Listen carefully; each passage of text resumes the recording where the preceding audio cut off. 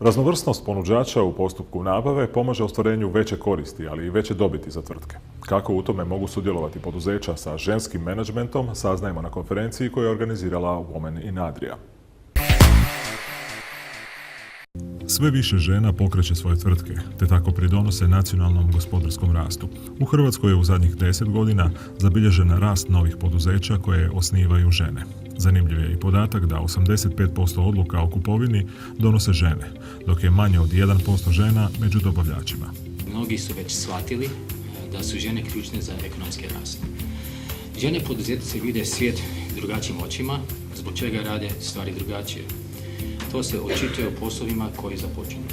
Poduzeća koje vode žene mogu pomoći korporacijama u diversifikaciji lanca nabave, te im omogućiti pristup talentiranim poduzetnicima, a zajedničkom suradnjom mogu se potaknuti inovacije.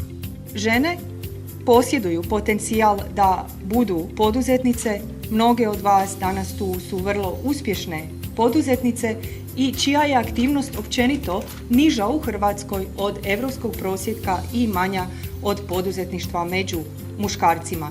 Razloga je mnogo, mnogi od razloga žele i u tradicionalnoj ulozi koju žene imaju u našim krajevima u obitelji, što zahtijeva i prilagodbu korporativnog poslovanja koje omogućava veću fleksibilnost. Ali isto tako, kroz raznolikost dobavljača u nabavi stvara se prostor za tržište za male i srednje poduzetnike.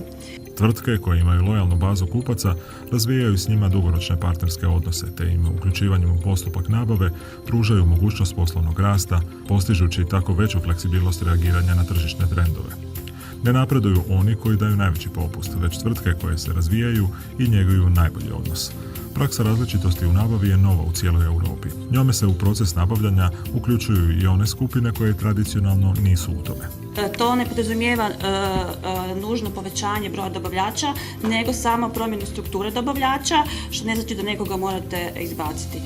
I ono što je jako važno napomenuti je da to nije nikakva pozitivna diskriminacija, tu žene ne dobivaju nikakve dodatne bodove, pluseve ili slično, nego se radi samo o olakšavanju pristupa, odnosno davanju jednakosti pristupa. Na konferenciji je istaknuto i kako raznovrsnost u postupku nabave nije samo odgovor na poslovanje, nego i poslovna strategija za poboljšavanje operativne učinkovitosti te stvaranje uključivog i integriranog društva s rastućim i konkurentnim malim i srednjim poduzećima.